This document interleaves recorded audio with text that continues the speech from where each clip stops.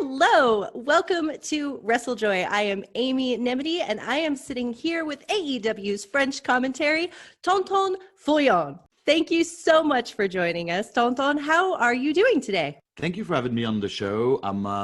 We talked about this a few minutes ago. I'm kind of nervous every time I'm doing an interview for anyone, so I'm feeling pretty good. I'm good. I'm fine. It could be worse. I'm one of the lucky ones during this pandemic period. Yeah. Yes, absolutely. So how did you get into commentary, and how did you get into wrestling commentary with AEW? With AEW, you have to go back years before that because the person I'm working with, which is my co-host, he's called Alain Mistrangelo. He was not supposed to be a commentator. He's a producer, and he loves wrestling. He loves pro wrestling, so he wanted to sell pro wrestling to French TV stations. So before meeting him, I did Dragon Gate for 2 years on French television, and he could get Ring of Honor for a pretty big station at the time. So we did that for not long, 3 months or 4 months, something like that. Then we did New Japan, which was our first goal when we started together. We really wanted to do New Japan on French television. And then things happened. AEW was formed. We were like, we got to do this. Right before the first show, we were like, this would be a lot of fun. Finally, some American pro wrestling that we can have fun watching and commentating. So let's do it. And he managed to get in touch with Toonami, who's a TV station that belongs to the same networking group as TNT. They're from the Warner Media Group. So it worked out pretty, not easily, but pretty well. So here I am. I've been watching wrestling since I was 5 years old. So that's now 30 years ago. And I'm doing AEW right now, and I'm really happy. It's awesome. That's wonderful. So that answers one of the questions that I had, which was, did you get into this as a wrestling fan? I was listening to your commentary. I believe it was a clip off of Twitter where Vicky Guerrero came out, and you sounded like you were having the time of your life calling Vicky Guerrero coming out. You were yelling. You were so vocal and emotive.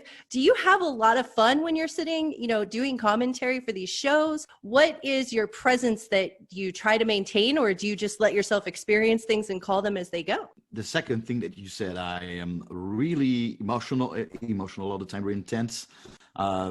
Sometimes I piss myself off. I like to be quieter and call things more smoothly with that, cliche voice, really smooth one, but I just cannot do this. I wish I shouted a little bit less, but that's just my style. I'm really lively. My co-host is color commentator, is very quiet. He's not a TV guy at all. I was not supposed to be a TV guy at all. I'm from the wrestling side of things. Yes, I'm having a lot of fun. I live it 100%. Like I just cannot. I've heard really bad announcers in the past, and I'd rather have someone who is too loud rather than someone who has a quieter voice, more appeasing voice, but that seems that he doesn't care. I really don't like these kind of commentators at all. So yes, I have a tendency to talk really loud and shout really loud, and I think I will keep it that way going forward because I cannot fight against myself, to change that. So maybe that's the way it has to be. Well, I think that it's nice because you hear the passion and you hear the excitement. And as wrestling fans, when we're watching shows, we're often caught up in that feeling of excitement. So it's really nice to hear that reflected in your voice on commentary. Do you have any commentators that you look to as inspiration when you're calling or as you were getting into this business? Yes, there are two commentators that I think are big influences on my style. The first one was Ray Rougeau, who's the French WWF commentator when I was a kid, when I was young. On French TV, it was Ray Rougeau because we had the Canadian version in France. So he's the first guy in my television. I listened to him and it's like, that's what I want to do when I grow up because I love wrestling. And I'm like, I don't want to be a wrestler because it probably hurts. So I got to be a TV host. I got to be the commentator. So that was that. And there's a football, you guys say soccer, but here it's football. Announcer, a legendary one called Thierry Gilardi, who passed away like 10, 15 years ago, can remember, very young, but he was so intense. And I'm not a big football fan, but I like to watch old games with him on commentary because he was so passionate about everything. And I find myself copying him a little sometimes. When I think about it, I'm like, oh, that's Thierry Gilardi here. Sometimes that's Ray Rougeau here when I listen to my commentary. So there are the two guys that I pattern myself after. Well, see, that's a perfect example with with football, where you have a sport that maybe you're not as passionate about as you are for other things, but the voice of somebody who's bringing you along into a story can really pull you in to enjoy it. Is there a big wrestling audience in France? Not really anymore. It's better than it's been the past few years. There was a big boom in viewership for WWE. It was at the end of the 2000s, maybe 2007 to 2012. WWE was all over schools at that time. I don't know what happened, but it was on big stations in France at the time, and all the kids loved it. It was right in the John Cena, Batista, Jeff Hardy era, and the kids were crazy about them. The cards, trading cards were all over the place, wrestling magazines, and for some reason it stopped. I don't know if it's WWE who didn't grow with its audience at the time. Maybe it's that. I'm not sure. Now it's back to normal. The Toonami station on which we air AEW is a relatively small one, but I can sense by social media that there's a buzz going on right now.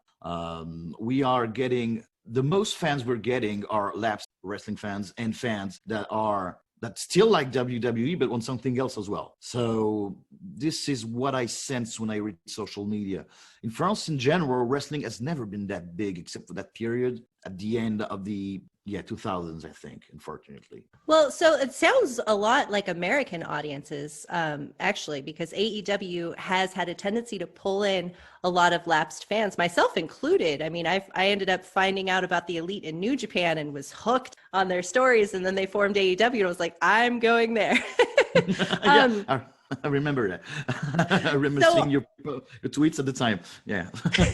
Yeah, it went very much from New Japan all the time to AEW all the time. Are there favorites in France, or you're seeing a buzz and sort of things picking up on social media? Are you seeing that there are favorites that people tend to like to watch, shows or wrestlers or otherwise? In AEW, I'd say Chris Jericho, obviously. Like he's been known in France for years now. He's been in our TVs for maybe almost 20 years. More than that, because the first time I saw him on TV was 1997 in January when we got WCW to replace WWE in French TV. So there's Chris Jericho. Moxley is really popular in AEW, and of course Orange Cassidy. Orange Cassidy is a hit with everyone, the younger ones especially. So there are the three guys that I think of right now that are the most popular. So who are the people that you really love following? Obviously, with your job, you're following everybody. I'm sure you appreciate and love seeing everybody. Are there any, as a wrestling fan for yourself, that stand out that you really enjoy following or love their stories? Kenny Omega is my favorite. Like, I cannot hide it. Even when I do commentary, I'm very biased towards him.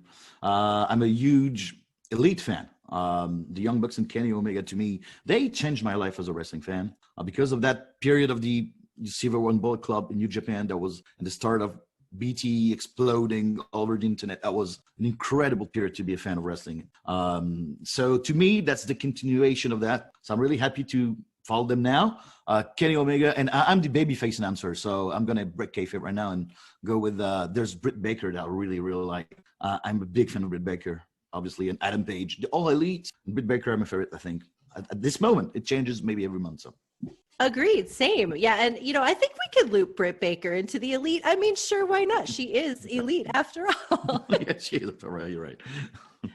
So what does your day look like as you get involved for commentary? You mentioned earlier before we started that it has changed with the pandemic, as of course, many things have changed. So what would your day look like before the pandemic, and what does your day look like now as you get ready to commentate for wrestling? Before the pandemic, I had to travel to Paris every Thursday to record Dynamite. So that meant, because I got another job, I'm an event manager in a pretty big pub in Bordeaux where I live.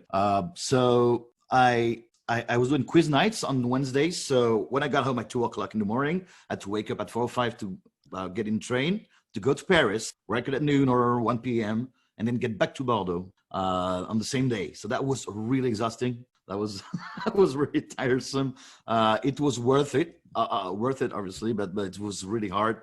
Now I record for AEW, just once a week, because there's only one show that I do. I don't do dark.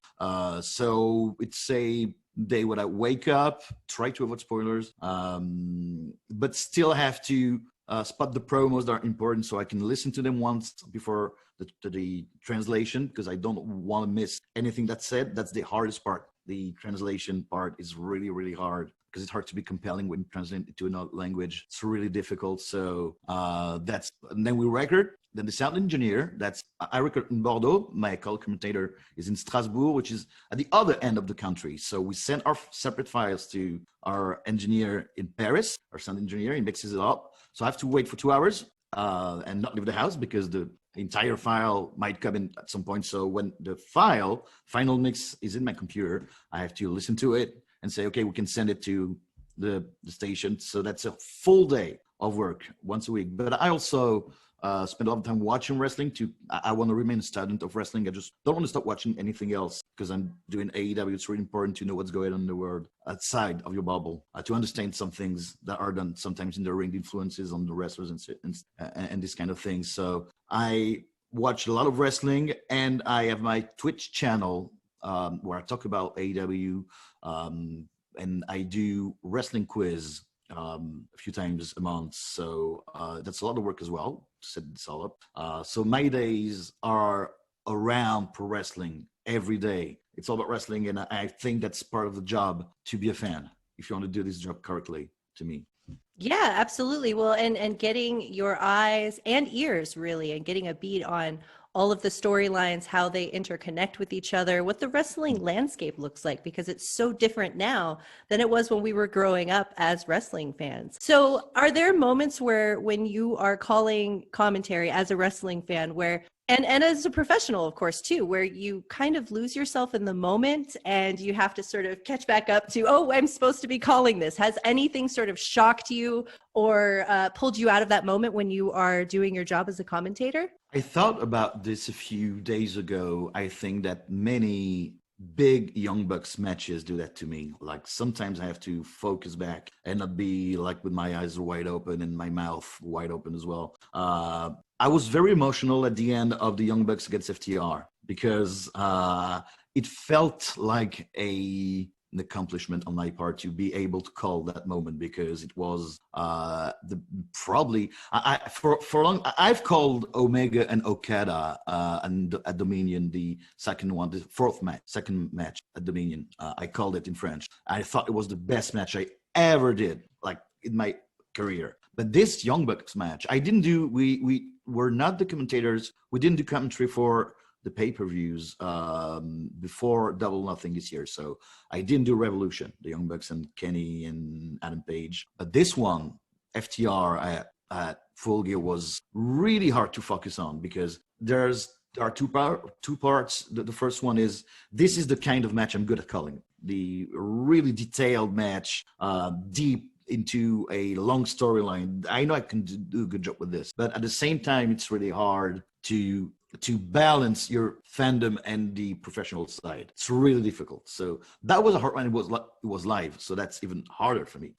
It was really hard, but really, really fulfilling at the same time. Do you find that you're able to tell the story or give context behind big significant matches like that while you're doing commentary or in the lead up to big shows? How are you able to incorporate that storytelling into your commentary? I have pretty good memory, so I try not to prepare too much, because it's a cliche thing that when you prepare things, it never comes up the way you want it to go out. So I try to be as emotional and rely on my instincts. For context, I don't know. I remember what I did before in the previous Dynamites. It just works out fine that way.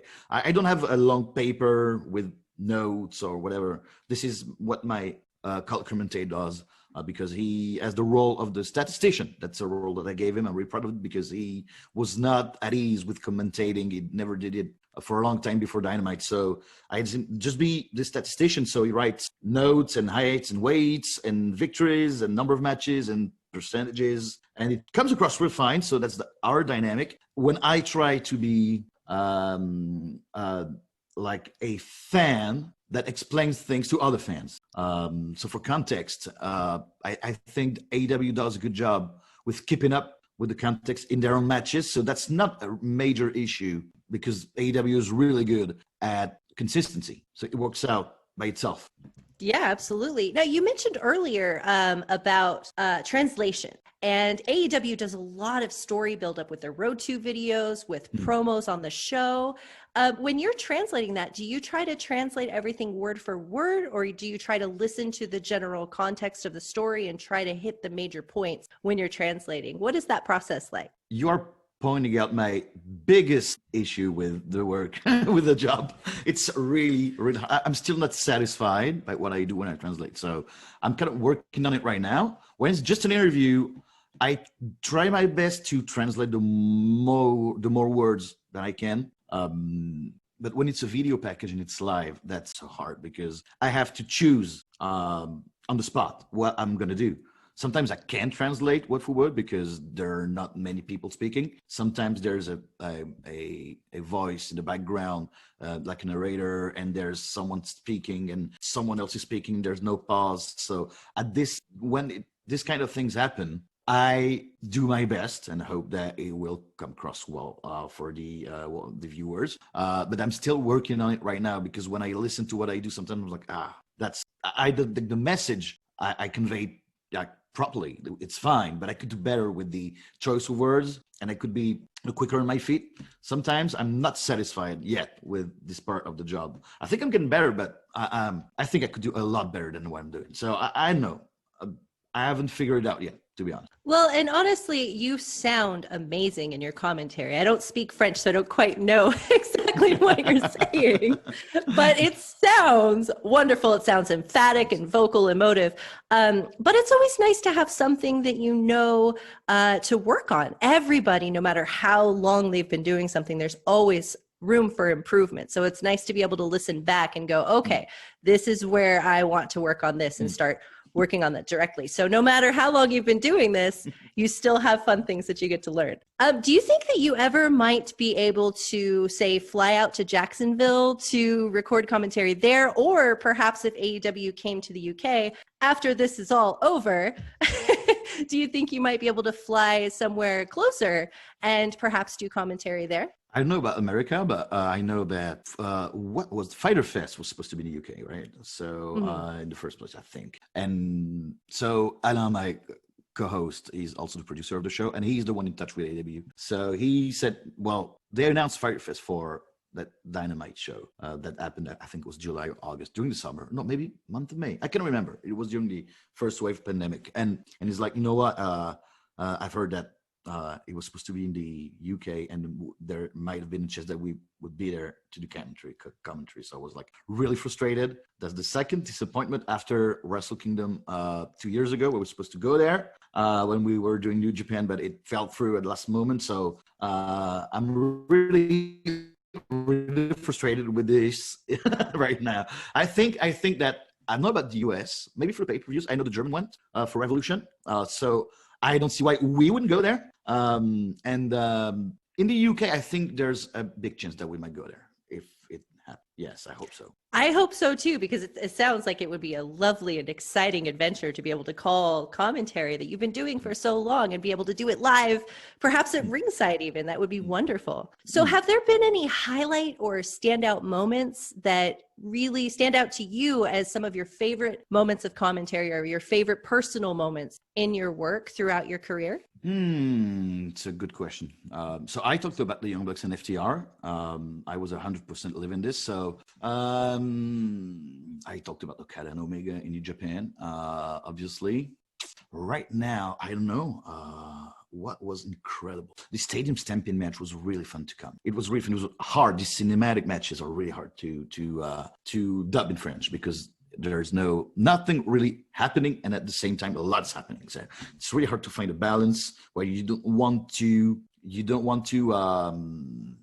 what's the word? You do not want to drown the viewer into information, because there are a lot more than the guys fighting. There's the whole environment around them. There are promos, so you don't want to add too much to it.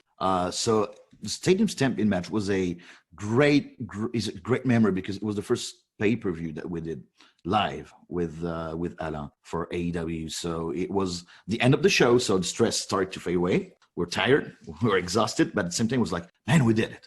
and the match was so much fun. So that's one of the first things that comes to mind as far as AEW is concerned. Yeah.